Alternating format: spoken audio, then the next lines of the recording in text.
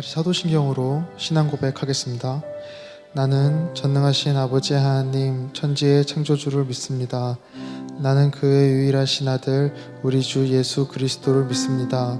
그는 성령으로 잉태되어 동정녀 마리아에게서 나시고 본디오 빌라도에게 고난을 받아 십자가에 못 박혀 죽으시고 장수된 지 사흘 만에 죽은 자 가운데서 다시 살아나셨으며 하늘에 오르시어 전능하신 아버지 하나님 우편에 앉아 계시다가 거기로부터 살아있는 자와 죽은 자를 심판하러 오십니다. 나는 성령을 믿으며 거룩한 공교회와 성도의 교제와 죄를 용서받는 것과 몸의 부활과 영생을 믿습니다. 아멘. 주님을 예배하기 원하시는 여러분을 환영합니다.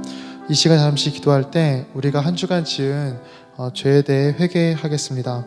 우리는 참 연약한 죄인이어서 한 주간 동안 하나님의 말씀과 주님의 마음이 아닌 내 혈기와 내 뜻과 내 마음대로 살아갔습니다.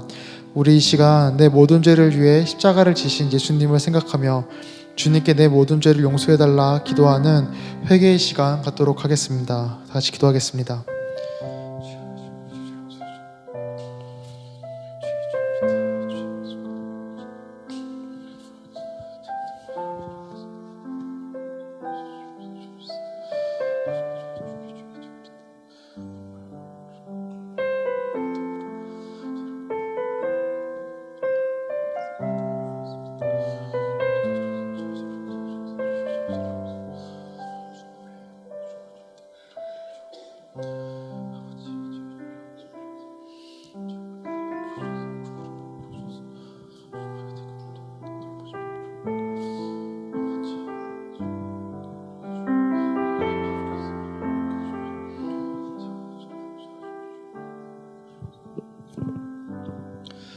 우리 이어서 기도할 때 코로나 바이러스로 인한 여러 어려움과 혼란을 위해 기도하겠습니다. 속히 바이러스가 사라지고 치료약이 개발되게 해달라고, 코로나로 인하여 환경적으로 경제적으로 어려움에 처한 자들을 위로해달라고, 그리고 코로나로 인하여 우리 모두의 신앙이 나태해지지 않고 연약해지지 않게 해달라고 우리 이 시간 마음을 모아서 기도하겠습니다.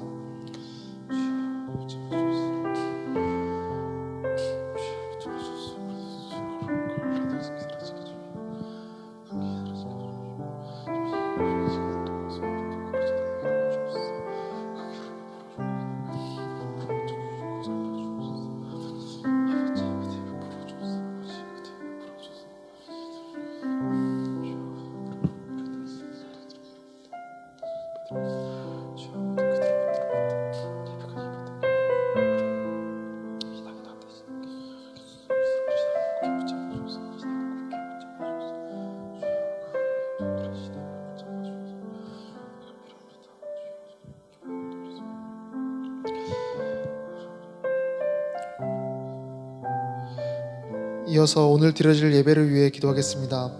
비록 여러 상황으로 인해 함께 모여 예배하지 못하고 각자의 자리에서 예배드리고 있습니다. 그래서 예배에 집중할 때 여러 어려움이 있을지 모르지만 우리의 마음이 온전히 주님만을 바라보며 주님께 집중하게 해달라고, 그러므로 오늘 나의 자리에서 드려진 예배가 하나님께서 기뻐하시고 아름답게 보시는 예배되게 해달라고, 그리고 말씀 전해주시는 목사님과 함께 하셔서 내 마음에 주님의 말씀을 새기고 내 신앙을 온전히 회복시켜 달라고, 우리 마지막으로 이 예배를 위해 마음을 모아 기도하겠습니다.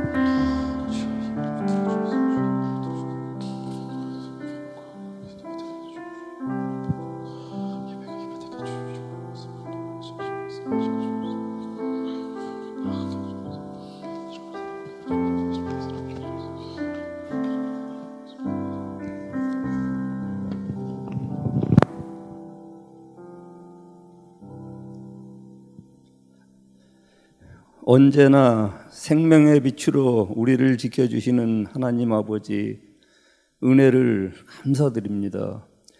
전 세계적으로 코로나19가 기승을 부리는 가운데서도 사랑하는 우리 성도들, 비록 주님 전에 나오지는 못했지만 가정에서라도 하나님께 예배하게 하심을 감사합니다.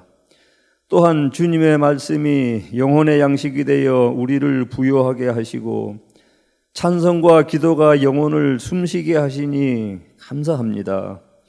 이 시간 우리 모든 성도들 온 마음과 정성을 다해 하나님 한 분만을 높이며 경배하는 예배가 되게 하여 주시옵소서.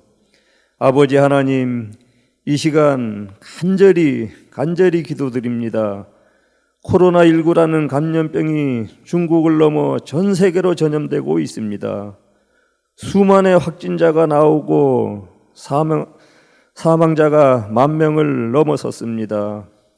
우리나라도 대구 경북을 지나 수도권이 전염되고 있습니다. 아버지 하나님, 이 나라와 이 민족 전 세계인들을 주님이 지켜주시옵소서. 분명히 주님의 뜻이 있는 줄 압니다. 더 이상 확산되지 않도록 인도하여 주시옵시고 더 이상 사망자가 나오지 않도록 은혜 베풀어 주시옵소서. 이번 코로나 사건을 통해서 하나님의 살아계심을 믿지 않는 백성들에게는 주님 앞에 나오는 계기가 되게 하여 주시옵시고 믿는 자들은 다시 한 번 더 자복하고 회개하는 계기가 되게 하여 주시옵시고 하나님의 이름을 파는 자들은 하루속히 지난 날을 뉘우치고 다시금 주님 전에 나와 거듭 태어나는 때가 되게 하여 주시옵소서. 아버지 하나님, 우리나라를 비롯한 세계 경제가 곤두박질 치고 있습니다. 우리 성도들의 삶도 많은 어려움을 겪고 있습니다. 하지만 하나님이 이 나라의 왕으로 임재하실 때 돌파구가 보이지 않는 국가적인 문제들도 세계 경제도 하나하나 풀려지게 될 줄 믿습니다. 하나님이 이 나라 위에 은총을 부으심으로 다시금 일어서게 하여 주시옵소서. 아버지 하나님, 4월에는 고난주간, 5월에는 사랑나는 축제가 계획되어 있습니다. 차질 없는 행사가 되게 하여 주시옵시고 그리하여 지역사회에 빛이 되는 하늘누림교회가 되게 하여 주시옵소서. 아버지 하나님, 우리 교회의 모든 성도들 한 주간도 세상 나가 살 때에 어떠한 어려움 속에서도 주님의 손을 꼭 잡고 주님만 따르는 삶을 살 수 있도록 인도하여 주시옵소서. 주님은 우리가 약할 때 강함 주시고 우리가 가난할 때 부요함을 주시는 줄 믿으며 우리의 믿음을 부여하게 하시는 거룩하신 예수님의 이름으로 기도드리옵나이다. 아멘.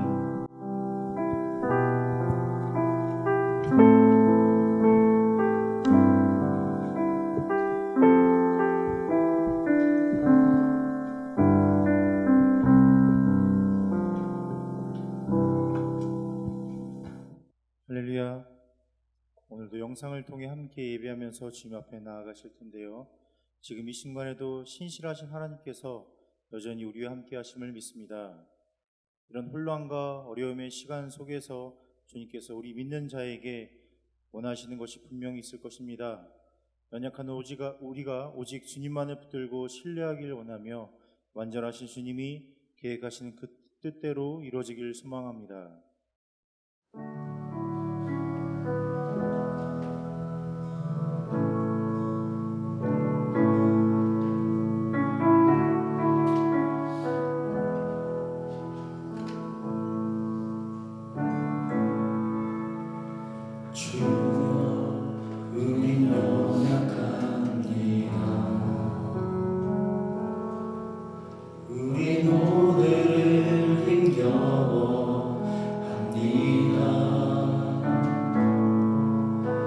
이루며 살기에 부족합니다. 우린 연약합니다. 주여, 우린 넘어집니다. 오늘 하루 또 실수합니다. 주의 긍휼을 구하는 죄인입니다. 우리 주만 바라보고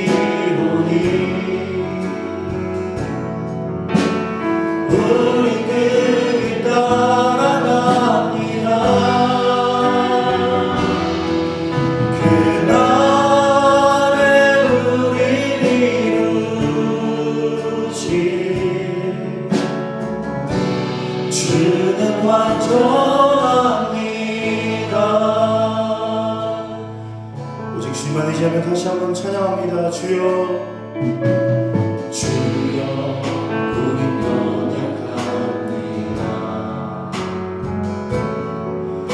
우리 오늘을 힘겨워합니다.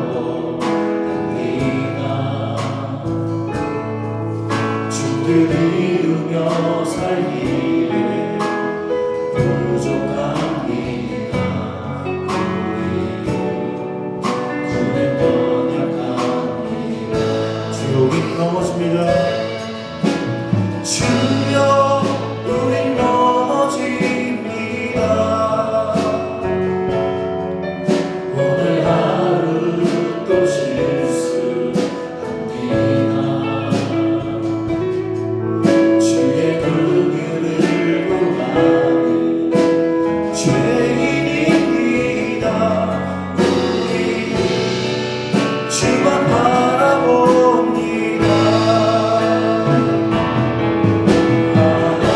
한없는 주님의 은혜 온 세상 위에 넘칩니다. 가릴 수 없는 주 영광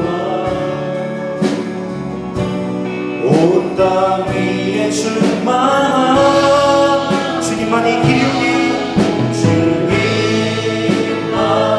길이오니 우리는 길 따라갑니다. 그날에 우리 이루신 주는 완전한 다시 한번 고백합니다. 하나님 주님의 은혜 한없는 주님의 은혜 온 세상 위에 넘칩니다. 가릴 수 없는 주 영광 온 땅 위에 충만합니다. 주님만이 길이오니 우리들이 따라갑니다. 그날에 우리를 이루신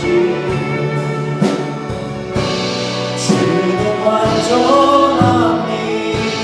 그날에 우리를 이루신 그날에 우리를 이루신 주는 완전합니다. 주는 완전합니다.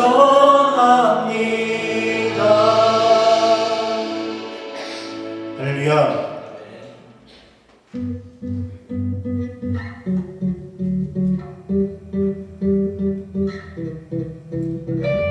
택하신 주의 자녀에게 행하시는 주님의 그 놀라운 은혜와 그 사랑을 우리 세대로 찬양하길 원합니다.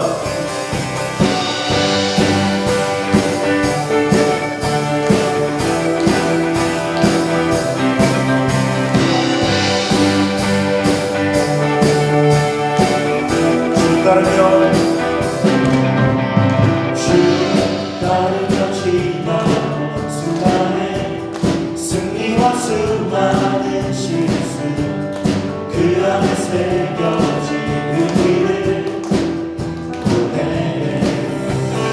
저 하늘이 부지게 천국에 소망과 언약의 증거 언제나 주 함께 하시네. 다시 한번 주 따르며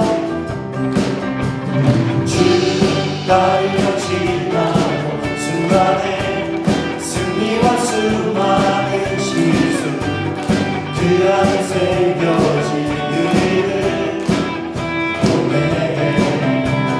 저 하늘이 부지게 천국에 소망과 언약의 증거 언제나 주 함께 하시네. 벅찬 가슴으로 벅찬 가슴으로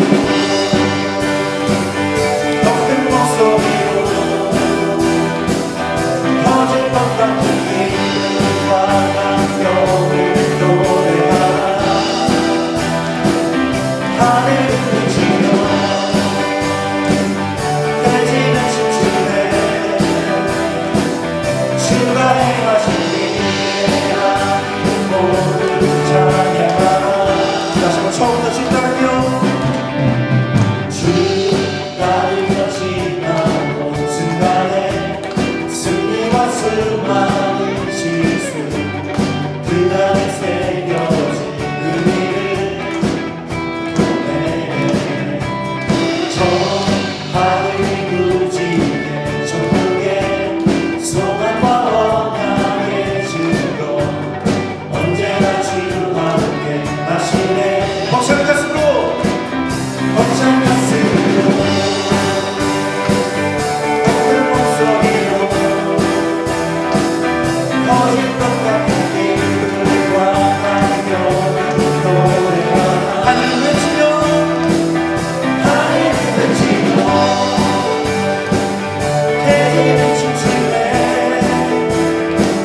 주가 행하신 위대한 모든 찬양하라. 기뻐하며 노래하라. 주 여기 계시네 애초부터 영원토록 주 함께 하시라. 기뻐하며 노래하라. 주 여기 계시네 애초부터 영원토록 주 함께 하시네. 벅찬 가슴으로 겉은 목소리로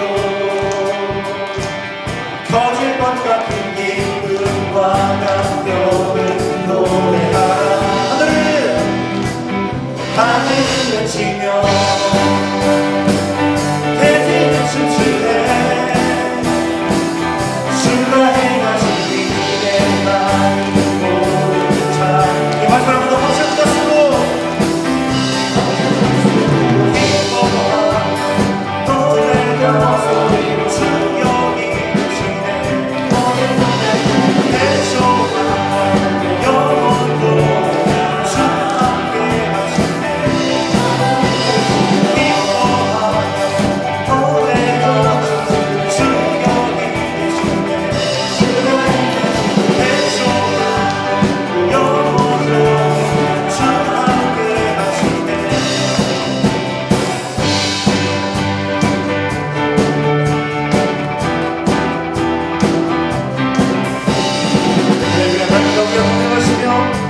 행하신 주를 기뻐하며 찬양합니다.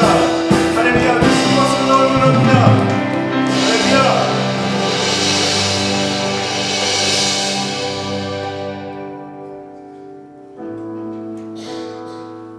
주님께서는 이 문화를 통해서 죄 믿는 자들이 정금과 같이 단련되어 다시 한번 주님 앞에 나오고 일어나실 것입니다.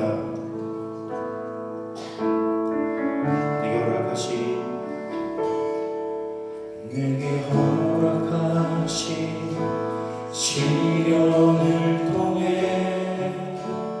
나의 믿음 더욱 강하게 자라나고 험한 산과 골짜기 지나는 동안 주께 더 가까이 나를 이끄시네. 내가 겪는 시험이 어렵고 힘겨워도 내 주님보다 크지 않네. 내 앞에 바다가 갈라지지 않으며 주가 나로 바다를 걷게 하니 나는 믿네. 주의 능력으로 내 삶 새롭게 되리. 나는 믿네. 주의 능력으로 담대히 나가리라. 주와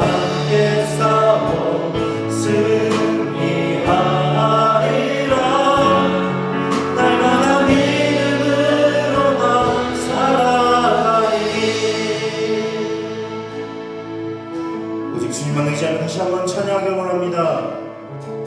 내게 허락하신 시련을 통해 나의 믿음도 강하게 자라나고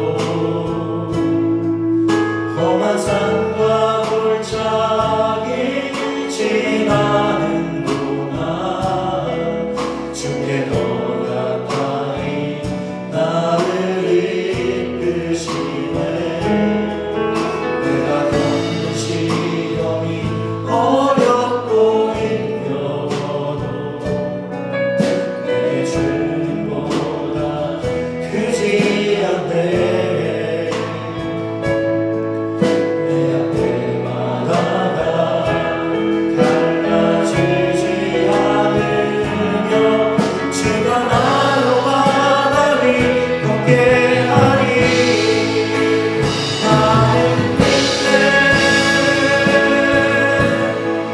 주의 능력으로 내 삶 새롭게 되리. 나는 믿네. 주의 능력으로 담대히 나가리라. 주와 함께 싸워 승리하리라. 날마다 믿음. 다시 우리 믿음으로 선포합니다. 나는 믿네. 나는 믿네.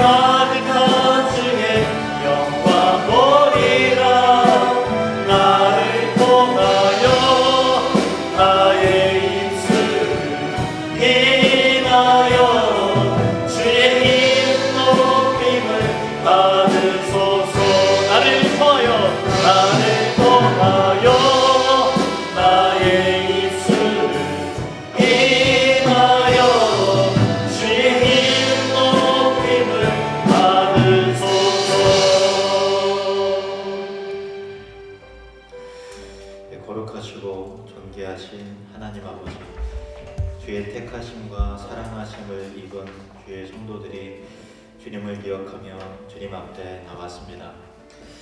각자의 처소에서 주님을 기억하며 우리가 머문 그곳이 하나님의 영광스러운 성소가 되도록 기도하며 나아가오니 성령님 오셔서 우리가 예배하는 그 현장을, 그 가정을, 그 머무는 그곳에 하나님 나라와 거룩한 성전 되게 하심으로 우리의 예배가 주님 앞에 합당한 예배가 될 수 있도록 은혜를 베풀어 주시옵소서.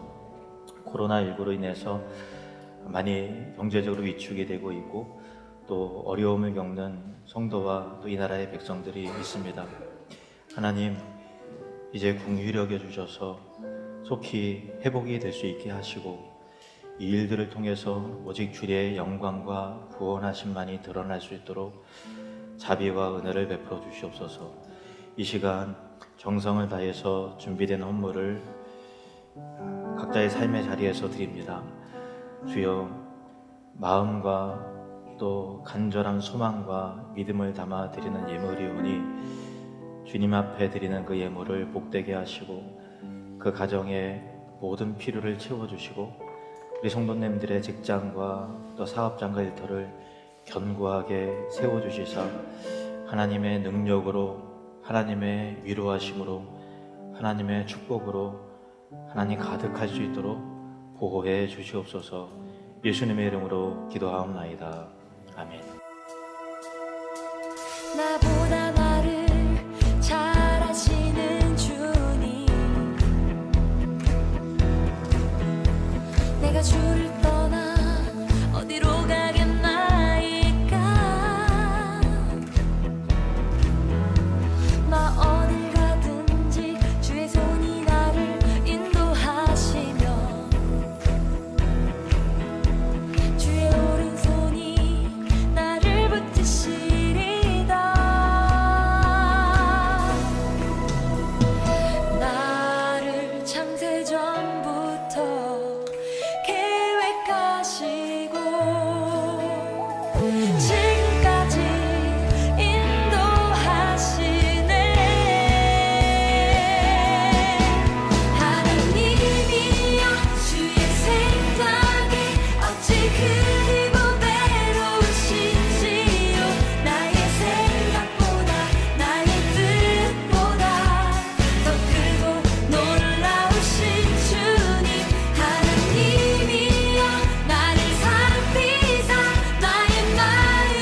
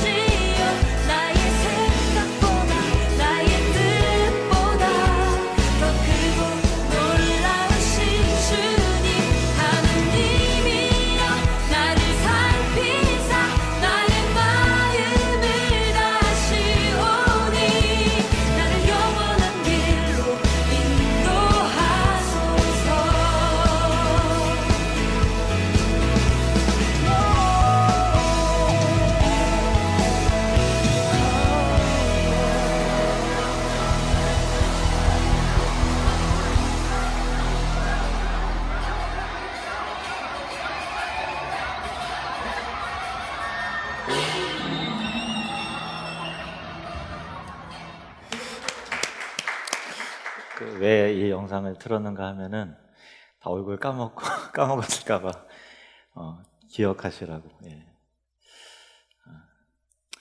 우리 옆 사람 가족들 위해서 주의 성도를 기억합시다. 이렇게 우리 인사하겠습니다. 주의 성도를 기억합시다. 예. 한 번 더 주님의 교회를 기억합시다. 한 번 더 하나님의 은혜를 기억합시다. 하나님의 은혜를 기억합시다. 예, 아멘. 예. 빨리 만났으면 좋겠어요.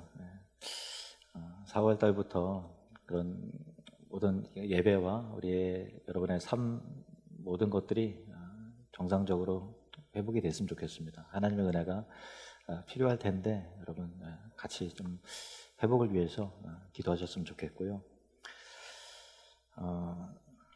다른 광고 내용은 없어요. 늘 드렸던 그런 말씀입니다. 하나님 말씀 보시겠습니다. 사도행전 2장 41절 42절 말씀입니다. 사도행전 2장 41절 42절 말씀입니다.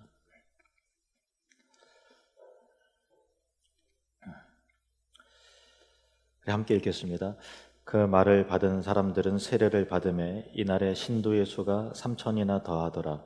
그들이 사도의 가르침을 받아 서로 교제하고 떡을 떼며 오로지 기도하기를 힘쓰니라. 아멘. 기도하겠습니다. 하나님 아버지, 우리의 듣는 귀를 열어주시사 주의 말씀이 귀에 들리고 마음에 새겨질 수 있도록 성령님 역사해 주시옵소서. 예수님의 이름으로 기도합니다. 아멘.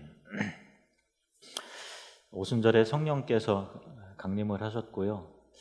베드로가 담대히 복음을 증거하고 설교를 했을 때 그날에 3,000명이 참 대단한 숫자죠. 3,000명이 회개하고 주님 앞에 돌아오는 놀라운 역사가 오순절 당일에 이루어졌습니다. 또한 그들이 세례를 받고 교회의 일원이 되었죠. 그들을 통해서 초대교회가 예루살렘 교회 공동체가 시작이 된 것입니다.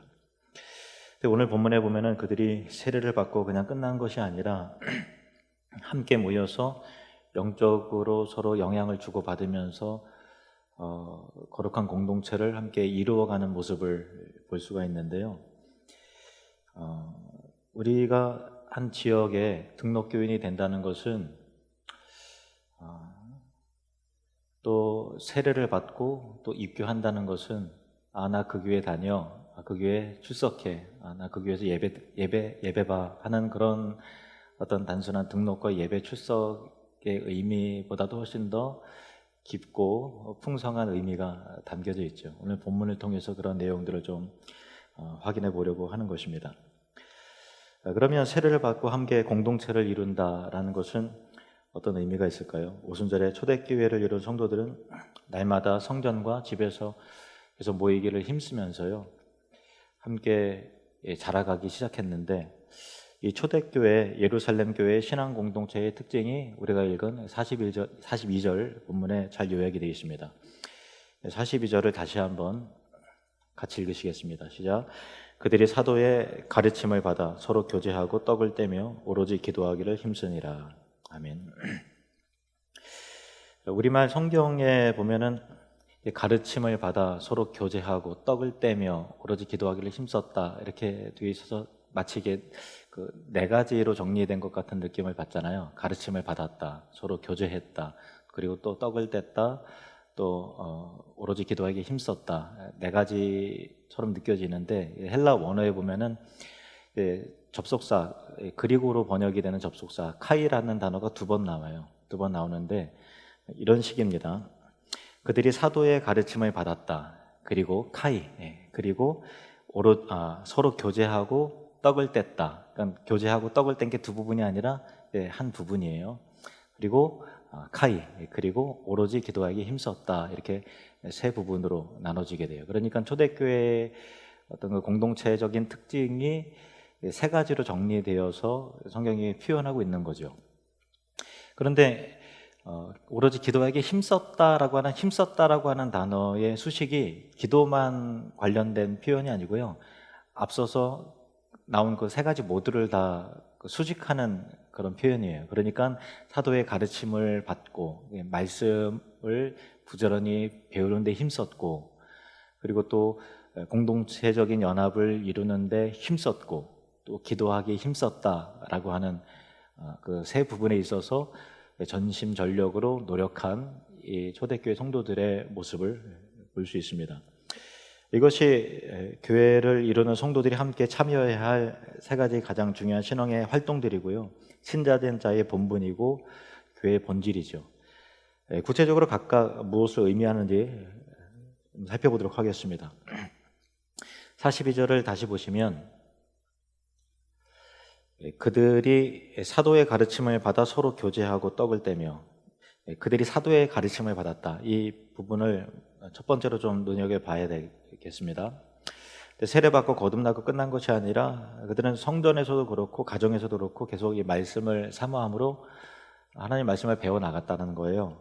누구로부터 받았는가 하면은 사도로부터 가르침을 받고, 굉장히 중요한 부분입니다. 예수님께서 사도들에게 그 하나님 나라에 대해서 말씀하시고 또 성경의 그리스도에 관한 그런 모든 것들을 율법서 모세오경부터 또 이 역사서나 또 시가서나 선지자들의 글에 기록된 모든 그리스도에 관한 것들을 자세히 예수님께서 사도들에게 설명을 하셨죠.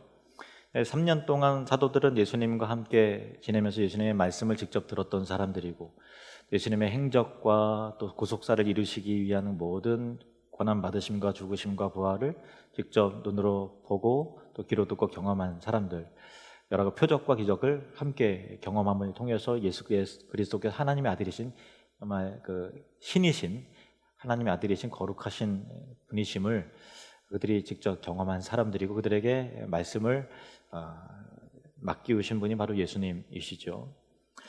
그래서 그 사도들을 통해서 신약 성경이 기록이 된 것이죠. 그래서 초대교회 성도들은 다른 사람의 어떤 다른 교훈을 받은 게 아니고요, 세례받고 어디서 뭐 과외 받은 것이 아니라 세례를 받고 사도들로부터 가르침을 받았다라고 하는 부분이 그냥 지나칠 거니, 이것이 그 신앙의 매우 중요한 교훈이구나라는 것들을 우리가 적용될 수 있을 그런 내용입니다. 후에 사도 바울은 이 교회에 대해서 정의하면서 에베소서 2장 20절 보시겠습니다. 정의하면서 이와 같이 말합니다. 너희는 사도들과 선지자들의 터 위에 세우심을 입은 자라. 그리스도 예수께서 친히 모퉁이돌이 되셨느니라. 즉 교회, 즉 신자들은 어디에 세워져야 하는가 하면 사도들과 선지자들의 터 위에 세우심을 입은 자들이 바로 교회요, 신자들이라는 것이죠. 터 위에 세워짐을 받은 자들, 그리스도 중심으로 사도들과 선지자들의 터, 쉽게 말하면은 선지자들의 터는 이제 구약 성경을 말하는 것이고, 사도들의 터라고 한다면 신약 성경을 말하는 것인데, 이 당시에 성경이 신약 같은 경우는 완성이 되어 있지 않은 그런 단계이기 때문에 사도들의 입으로 전달되는, 또 사도의 편지를 통해서 교훈되어지는 바른 교훈이 곧 그리스도의 교훈이요, 바른 성경적 교리가 사도들을 통해서 교훈되어졌다라고 하는 그런 내용이에요. 거기에 사도적 교훈, 바른 교리 위에 세워진 것이 바로 교회다라고 하는 것이죠. 그런데 세월이 조금 지나니까 초대교회도 사도적 교리, 바른 성경적 신앙에서 그리스도 중심의 그 교훈에서 다른 교훈에 이끌려 이탈하는 그런 그 무리들이, 사람들이 생겨나기 시작을 했습니다. 디모데전서 6장 3절 말씀 보시면, 누구든지 다른 교훈을 하며 바른 말, 곧 우리 주 예수 그리스도의 말씀과 경건에 관한 교훈을 따르지 아니하면, 그렇죠, 예수 그리스도의 교훈이 있는가 하면 다른 교훈을 따르는 사람들이 있다는 거예요. 다른 교훈, 그렇죠? 사도적 교훈이 아니라 다른 교훈을 따르는 사람들이 생겨나게 됐다. 다른 교훈을 말하는 사람들이 생겨나게 됐다는 거예요. 디모데후서 4장 3절 말씀 보시면, 때가 이르니 사람이 바른 교훈을 받지 아니하며 귀가 가려워서 자기의 사욕을 따를 스승을 많이 두고, 바른 성경적 사도적 교훈을, 교리를 따르지 않고 귀가 가려져서 여러 다른 스승들을, 다른 교훈을 가르치는, 뭔가 유사한 듯 하지만 그리스도 중심이 아니고 성경 중심이 아닌, 하나님 나라 중심이 아닌 다른 교훈을 듣는 사람들이 많이 생겨나게 된다라고 하는 그런 말씀이죠. 그러니까 이단은 오늘날 지금 이 시대에만 있는 것이 아니라 초대교회 때부터 항상 있어 왔습니다. 그리고 또 앞으로도 계속 있겠죠. 혹 신천지가 뭐 무너진다 하더라도 그와 유사한 또 다른 뭐 그런 것들이 앞으로 계속 생겨나게 될 것입니다.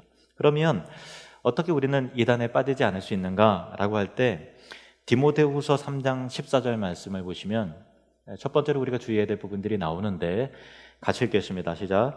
그러나 너는 배우고 확신한 일에 거하라. 너는 내가 누구에게서 배운 것을 알며. 사도 바울이 디모데에게 편지한 내용인데 내가 누구에게서 사도 바울에게 사도에게서 배운 것을 알며 너는 나로부터 사도로부터 배우고 확신한 일에 거하라. 그렇게 말하고 있다는 것이죠. 그러니까 사도적 교훈, 바른 교리에 신자들은 거해야 된다라는 것입니다. 초대교회 성도들이 사도들로부터 가르침을 받은 것과 같이 오늘날 목사가 절대 사도는 아니지만 사도는 분명히 아니죠.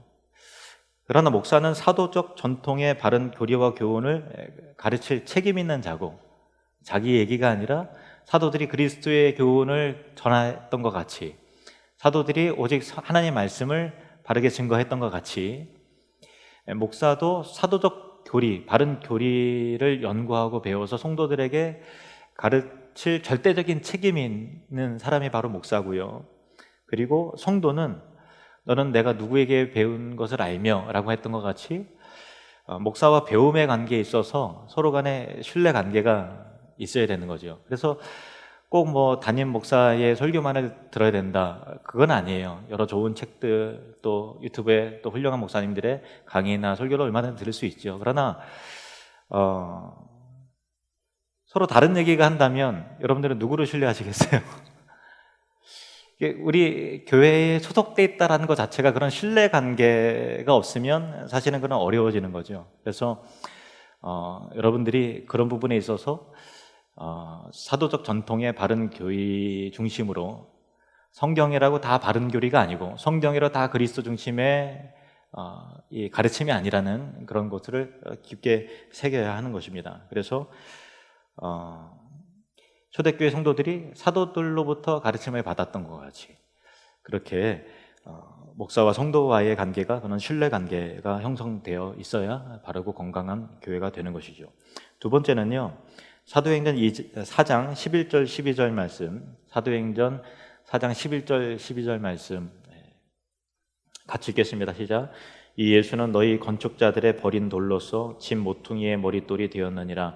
다른 이로서는 구원을 받을 수 없나니 천하 사람 중에 구원을 받을 만한 다른 이름을 우리에게 주신 일이 없음이라 하였더라. 아멘. 이단을 분별하는 데 있어서 직접 교리를 배우고 뭐고 할 필요도 없이요, 제일 중요한 거, 예수 그리스도 이름 외에 또 다른 누군가가 굉장히 부각이 되어서 교주가 있으면 무조건 이단이에요.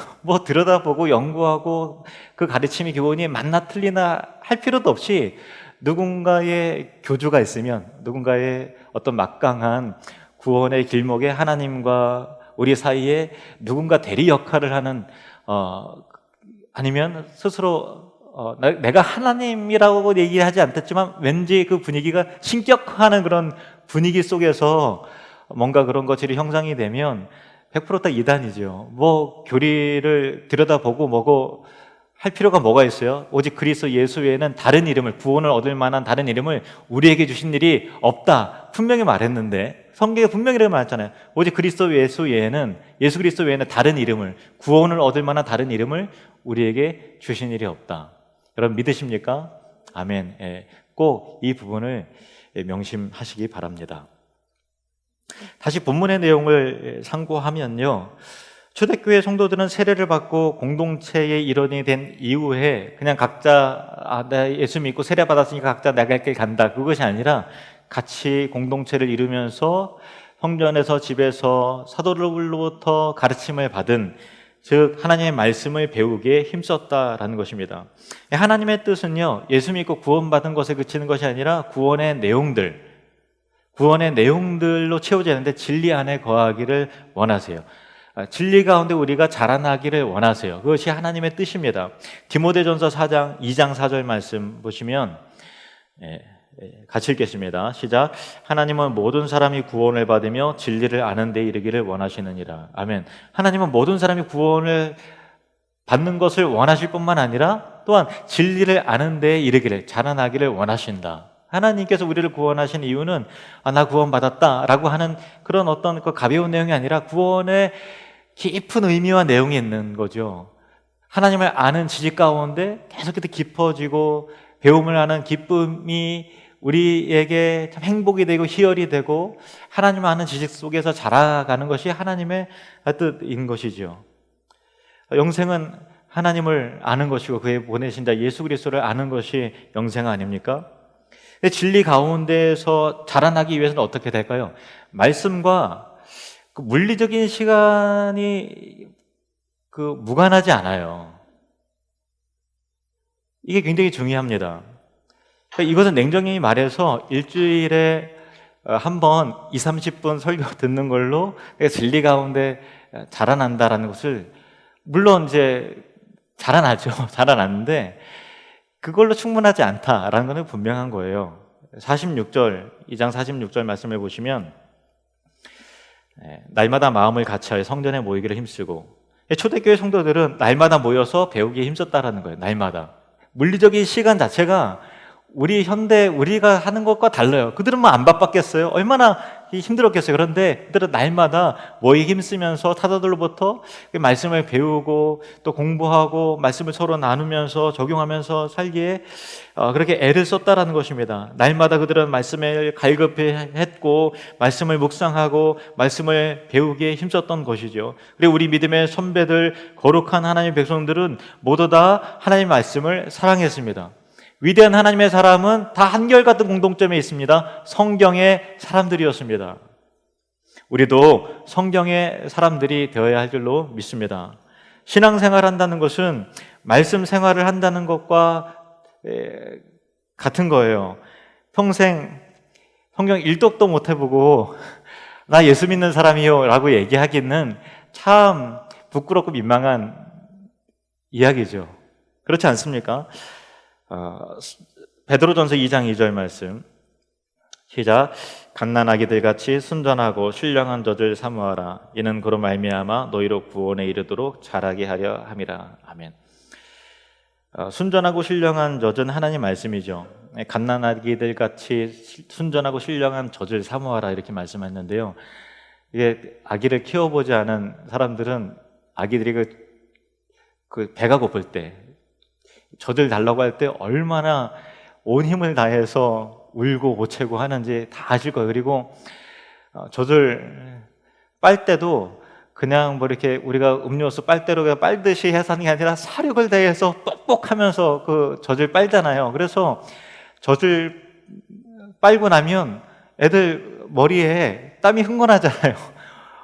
그리고 우리가 뭐 얼마나 힘있게 빨면 정말 죽을 힘을 다해서 그것을 엄마 젖을 빨잖아요. 그리고 얼마나 또 소화는 금방 하는지, 금방 줬는데 한번 꺽 하고 트럼 한번 하고서는 좀 있으면 또 밥 달라고 그렇게 금방 죽을 것 같이, 금방 앉으면 뭐 죽을 것 같이 그렇게 울고, 그와 같이 신령한 젖을 사모해야 된다라는 거예요. 예수 믿는 사람의 특징이죠. 배가 안 고프면, 내가 밥을 안 먹는데도 배가 안 고파요. 배고프지가 않아요. 입맛이 없어요. 그러면 건강하지 못한 것 같이 하나님의 말씀을 내가 먹지 않고 묵상하지 않는데 아무렇지도 않아요. 전혀 문제 없어요. 그러면 그게 괜찮은 게 아니라 영적으로 사실 병들고 무감각해서 감각이 없어서 그런 거죠. 우리의 영혼은 죽어 있는데 우리의 삶이 육체의 방식에 길들여져 있다 보니까 내가 영적으로 얼마나 메말라 있고 얼마나 줄여 있는지 스스로 감각에 무뎌서 그러는 것 아닙니까? 하나님 말씀을 갓난아기 같이 사모하라. 우리는 그와 같이 사모해야 될 줄로 믿습니다. 그것이 신앙생활이죠. 요즘에 보면은 모두 다 스마트폰이 있고 또 성경 어플도 잘 돼 있잖아요. 그래서 마음만 먹으면 이제 스마트폰이 어떤 게 방해 요소도 되지만 경건생활에 유익한 도구도 얼마든지 될 수가 있어요. 언제든지 어느 장소에든지 내 하나님 말씀을 읽어야 되겠다 하면 어느 장소에든지 하나님 말씀을 읽을 수도 있고 운전하면서 들을 수 있고 얼마나 좋은 시대입니까? 우리가 참 세상의 어떤 문명이 발달될수록 급속하게 우리가 좀 분주해지고 또 다른 데로 생각이 다른 데로 뺏기는 것도 사실이지만 예수 믿는 사람이라면 그런 도구도 얼마든지 선용해서 나의 경건을 위한 도구로, 경건을 방해하는 도구가 아니라 경건을 위한 도구로 바꿀 수 있는 능력의 신앙생활이 거룩한 하나님의 백성이 되어야 될 줄 믿습니다. 우리 교회는 하루에 한 장씩 묵상해야 될 큐티 본문이 있어요. 그 순서는 창세기부터 쭉 가는 것이 아니라 신약과 구약과 또 시편을 이게 한 권씩 왔다 갔다 하면서 성경 전체를 훑는 것인데, 단순히 성경 읽기의 개념으로 한다면 한 장은 굉장히 적은 숫자예요. 근데 묵상의 개념으로 성경을 읽고 또 읽고 묵상하고 그 말의 의미를 깊게 마음 가운데 새기는 개념으로 가면 한 장도 사실은 적은 분량은 사실 아니에요. 그런 의미에서 큐티하는 거죠. 여러분, 정말 우리가 집에 계실 때도 많고 또 손님도 없어서 혼자 계실 때도 많으실 텐데, 이럴 때일수록 우리가 참 경건 생활에 하나님과의 그 교통함의 시간에 더 집중하는 그런 시간을 가졌으면 좋겠습니다.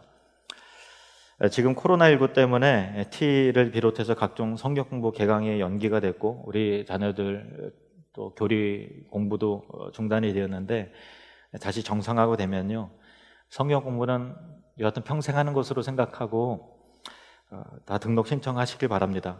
초대교회 성도들은 날마다 사도들로부터 말씀을 배우기 힘썼고요, 우리 교회도 마땅히 그렇게 되어야 되고 여러분 각자도 하나님의 말씀 위에 자신의 삶을 다시 세워나가시기로 결단하시는 저와 여러분 되시기를 주의 이름으로 축원합니다. 42절 또 한번 보시겠습니다. 두 번째 교훈은요, 42절 같이 읽습니다. 시작. 그들이 사도의 가르침을 받아 서로 교제하고 떡을 떼며 오로지 기도하기를 힘쓰니라. 서로 교제하고 떡을 뗐다 이렇게 되어 있습니다. 초대교회 성도들의 신앙생활의 두 번째 특징이 교제하며 떡을 떼었다라는 것인데요, 당시 초대교회는 성찬과 애찬의 그 구분이 그렇게 뚜렷하지 않았어요. 그래서 우리와 같은 어떤 그 성찬의 어떤 작은 분량의 그 떡과 그 잔을 나누는 성찬의 모습이라기보다는 먹고 배부를 정도로 큼지막하게 그 떡을 빵을 떼어서 나누고 또 잔들에게 함께 나누는 어떤 그 애찬의 의미가 강한 것이죠. 46절 보시면 그게 어떻게 이루어졌는가 하면은 날마다 마음을 같이하여 성전에 모이기를 힘쓰고 집에서 떡을 떼며 기쁨과 순전한 마음으로 음식을 먹고 이렇게 되어 있습니다. 여기에서 모임의 두 장소가 나오는데 하나는 성전이고 하나는 성도들의 집이죠. 그들은 공적인 예배와 공개적인 전도를 위해서 정기적으로 성전에서 모이고 만났는데, 아마 성전의 바깥들 동쪽 뜰에 위치한 솔로몬 행각에서 그렇게 모였을 것입니다. 그리고 성전에서 모여서 하나님을 예배하고 말씀도 듣고 또 전도도 하고 한 후에 많은 사람들의 그 인원이, 초대교회 성도들이 얼마나 많았습니까? 첫날에만 3,000명인데 그 이후에 계속해서 증가되지 않았겠습니까? 그래서 식사 문제를 해결하기 위해서 소그룹으로 이게 나눠져서 집집마다 다니면서 함께 먹고 교제를 나누었던 것이죠. 근데 단순히 함께 모여서 교제한 것과 더해서 떡을 땜으로 그 애찬을 나누는 특별한 활동의 의미가 담겨져 있는 것을 보는 거예요. 단순히 식사 해결의 문제도 아니고 그냥 뿔뿔이 흩어져서 어떤 기능적인 일을 한 것이 아니라 특별히 모여서 같이 떡을 땜으로 그렇게 교제를 나눴다라는 것입니다. 떡을 떼며 어떻게 해요? 기쁨과 순전한 마음으로 음식을 먹고라고 되어 있어요. 단순히 음식을 먹는 것이 아니라 기쁨과 순전한 마음으로 음식을 먹었다 이렇게 되어 있습니다. 그러니까 단순히 식사 해결을 위해서 집으로 가서 함께 먹은 것이 아니라 음식을 먹음으로써 사랑과 은혜를 함께 서로 나누었다라는 것이죠. 과거에는 주님을 알기 전에는 먹는 것에 어떤 의미가 있을까요? 그냥 먹는 거죠. 먹는 것 이상의 우리가 우스갯말로 먹기 위해 사냐 아니면 살기 위해 먹느냐라고 하는 그런 것 같이 어떤 맛을 위해서 또 배부르기 위해서 힘을 내기 위해서 먹는 것 이상의 특별한 가치와 의미를 담아내지 못한 것이었죠. 그러나 이제는 그리스도 예수 안에서 참으로 인생의 목표와 의미를 깨달은 까닭에 먹는 것도 하나님의 영광을 위해서, 같이 떡을 떼어 먹는 것도 그리스도의 사랑을 나누면서 이루어졌다라고 하는 영적인 가치로서의 대전환이 이루어졌던 그런 것입니다. 그래서 그들은 함께 먹을 때에도 기쁨과 순전한 마음이 오고 갔던 것이죠. 이것은 참 대단한 변화입니다. 먹는 것 하나에도 하나님의 영광과 또 하나님의 거룩한 기쁨과 의미가 담겨져 있을 정도니까 그들에게 일어난 삶의 변화가 얼마나 대단한 것이었는가를 우리는 미뤄 짐작할 수 있다는 것입니다. 여기에서 서로 교제하며 떡을 떼었다라고 했을 때 교제했다라고 하는 그 헬라 단어가 여러분 잘 아시는 코이노니아라는 단어예요. 같이 한번 따라해 보겠습니다. 코이노니아.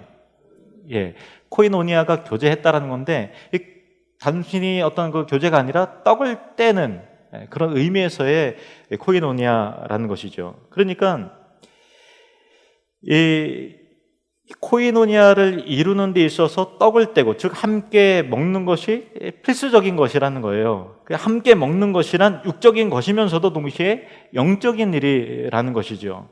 그냥 목회를 하면서 가만히 관찰해 보면요, 교회를 오래 다녔다고 코이노니아가 저절로 이루어져서 어떤 이 교회 공동체의 깊은 이론으로서 함께하는 건 아니더라고요. 죄송한 말씀입니다만은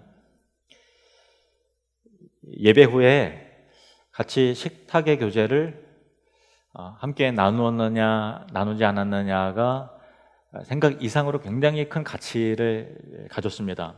그리고 하늘뜰 모임과 같이 또 전도회와 같이 소그룹 공동체를 이루어서 같이 먹고 마시는 일을 같이 했느냐 안 했느냐가 굉장히 중요해요. 교회 등록하고 나서 이런 것 없이 10년을 교회 다닌 사람하고 이렇게 서로 교회 공동체를 이루면서 같이 먹고 같이 봉사도 하고 하면서 신앙생활 하는 사람의 1년, 2년을 이렇게 보게 되면 급속히 이 교회의 일원으로서의 뿌리가 깊게 내리는 것을 볼 수가 있게 되는 것이죠. 그래서 이것은 사회적 이론에 관한 얘기를 하는 것이 아니고요, 초대교회에 나타난 공동체적 본질을 말하는 것입니다. 그렇게 우리가 코이노니아, 떡을 떼는 함께 순전한 마음과 기쁨으로 음식을 나누어 먹는 진정한 코이노니아를 이루기 위해서 우리가 해야 될 부분들은 뭐냐면, 먼저 믿는 자들이 아직 교회가 익숙하지 않고 어색한 그 식탁의 교제가 어색하잖아요. 낯선 사람한테는 같이 밥 먹는 게 얼마나 어색하겠어요, 그렇죠? 그러니까 그런 성도들에게 더욱 관심을 갖고 사랑과 친절로 잘 이끌어줘야 될 그런 책임이 있어요. 식사 자리가요, 즐거울 때는 참 즐겁지만 또 기쁘기도 하지만 어색할 때는 굉장히 어색하고, 식탁의 자리에서 내가 좀 왠지 소외받는 것 같은 느낌을 들 때는 그것처럼 아주 같이 밥 먹는 것처럼 고통스러운 일이 없잖아요, 그죠? 근데 제가 이게 가만히 보면 그런 소외감을 느끼실 것 같다라고 하는 성도들이 사실 좀 보여요. 근데 우리 성도님들이 친절하지 않아서 그런 건 아닌데, 좀 더 그 친절은 용기가 있어야 친절할 수 있는 것 같아요.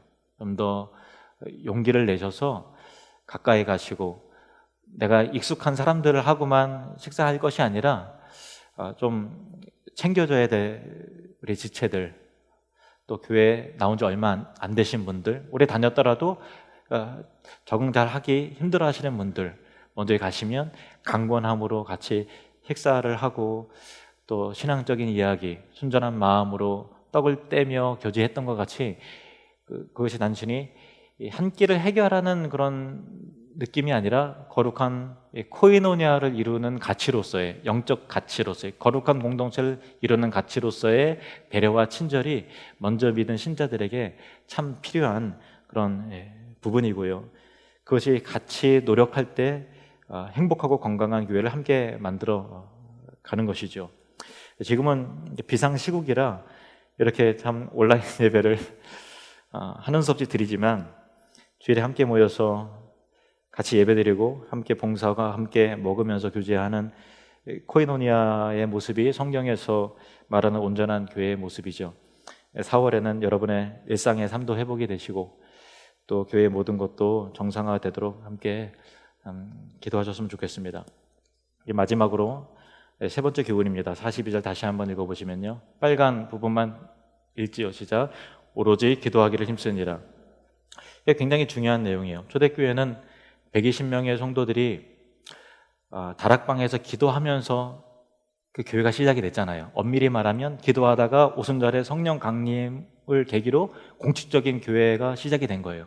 기도 현장 가운데 교회가 시작이 됐다고요. 그리고 성령이 각자에게 임했어요. 각자의 머리 가운데, 그리고 4명 가운데 하나님께서 임했다고요. 예수님께서 들어오셨다고요. 그리고 베드로가 설교하면서 너희가 회개하여 예수 그리스도의 이름으로 세례를 받고 죄사함을 받으라. 그리고 그리하면 성령의 선물을 받으리니, 이렇게 설교하지 않았습니까? 그러니까 예수님을 믿고 중생하게 되면 어느 누구도 예외 없이 내 안에 성령님이 들어오시는 것이죠. 내가 자각하든 자각하지 못하든 내 안에 성령님이 계십니다. 중생한 사람은 내 안에 예수 그리스도께서 계세요. 성령의 전이라고요. 내 안에 예수님이 왜 오셨을까요? 그냥요? 아무 이유 없이요? 내 안에 예수님이 오신 이유는 나와, 바로 여러분과 당신과 친밀한 사귐과 교제를 하기 위해서 오신 거라고요. 이게 구원의 내용이에요. 난 구원받았다라고 하는 어떤 공식이 그냥 딱 이루어진 게 아니라 인격적인 만남이 이루어지고 하나님과의 화목, 화평이 이루어지는데, 그 화평의 증거가 뭐냐면 교통함이 이루어지는 거잖아요. 우리가 말할 때 주님이 들으시고, 예수님이 말씀할 때 우리가 듣고, 항상 쉬지 말고 교통함이 이루어지는 그런 상태가 영적인 친밀함을 이루는 것이 바로 신앙생활이죠. 그것이 바로 교회예요. 그러니까 초대교회 성도들이 사도들로부터 말씀의 가르침을 받고 서로 교제하고 떡을 뗐는데 정작 주님과의 교제가 단절이 됐다? 이게 말이 안 되는 거잖아요. 그죠? 기도를 안 한다. 기도로 인해서 시작된 교회가 기도를 안 한다. 또 주님께서 나와 교제하기 위해서 찾아오셨는데 그분과 교제가 단절이 됐다. 우리끼리는 서로 좋아서 음식도 같이 먹고 나가서 전도도 하고 말씀도 듣고 아멘하고 찬양도 하는데 정작 내 안에 정말 들어오신, 내 안에 찾아오신 주님과의 교통함이 이루어지지 않는다라고 하는 것은, 이건 말도 되지 않는 것과 같이 예수 믿지 않는 신자라는 것은 존재하지 않듯이 기도하지 않는 신자라는 것도 애초부터는 존재하지 않아요. 등식이 성립되지 않는다고요. 기도하지 않는 신자? 이거는 없어요. 그러니까 혹 내 안에 기도가 중단이 되었다라고 하면 여러분 정말 심각하게 받아들이셔야 돼요. 주님과 교통함이 있으십니까? 주님께서 여러분에게 무엇이라고 최근에 무슨 말씀을 하셨습니까? 주님과 교제하면서 하나님으로부터 받은 사인과 응답은 무엇인가요? 전혀 없습니까? 교통함이 단절이 된 거예요. 말씀 안에서, 성령님 안에서 우리에게 감동을 주시고 나를 인도하시고 세미한 목소리로 우리를 이끌어 가시고 우리를 축복하시고 우리의 사랑의 사귐이 말씀 안에, 성령 안에서 늘 우리 안에 들어오신 성령님이 원하시고, 또 그것이 신앙생활이라면 우리가 마땅히 기도하는데 애를 쓰고 힘쓰는 그런 어떤 노동의 개념으로서의 힘쓴다는 것이 아니라 주님의 축복을 누리라는 거죠. 하나님께서 우리 신자에게 주신 그 교통과 거룩한 교제의, 성령님과의 거룩한 교제의 기쁨을, 그 감동을 기도함으로 누려야 되는 것이죠. 그것이 신자된 자의 은혜인데 초대교회는 그런 은혜가 있었다라는 것입니다. 예수님은 요한복음 15장에 잡히시기 불과 몇 시간 전에 말씀하신 거예요. 요한복음 15장에 이렇게 말씀하십니다. 요한복음 15장 5절 그리고 7절입니다. 시작. 나는 포도나무여 너희는 가지라. 그가 내 안에, 내가 그 안에 거하면 사람이 열매를 많이 맺나니 나를 떠나서는 너희가 아무것도 할 수 없습니다.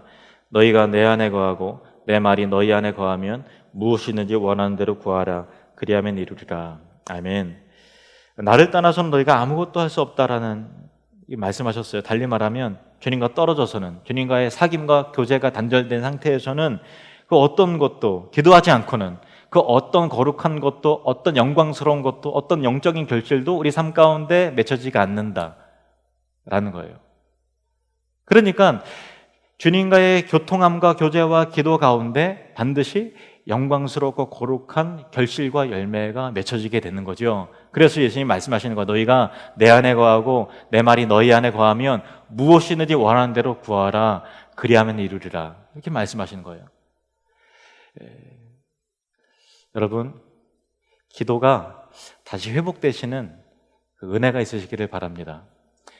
저도 그렇고 여러분 모두도 마찬가지일 거예요. 주님과의 교통함이, 교제가 다시 회복이 되시기를 바랍니다. 초대교회 성도들은 사도들로부터 가르침을 받았고 서로 교제하고 떡을 떼었어요. 그리고 기도하게 날마다 힘썼습니다. 주님과의 영적인 교통함을 날마다 누렸고 그의 나라를 위해 간구했습니다. 그 결과가 어떻게 됐을까요?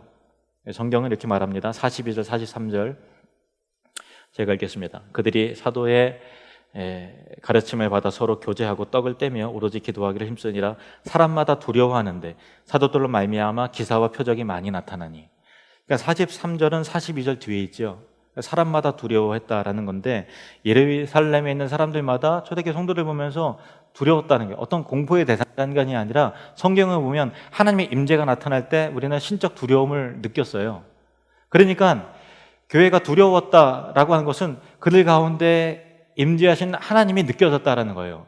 하나님의 역사와 하나님이 함께하신 증거들이 나타나는 거예요. 그리고 사도들로 말미암아 기사와 표적이 많이 드러나는 기도의 결과인 것입니다.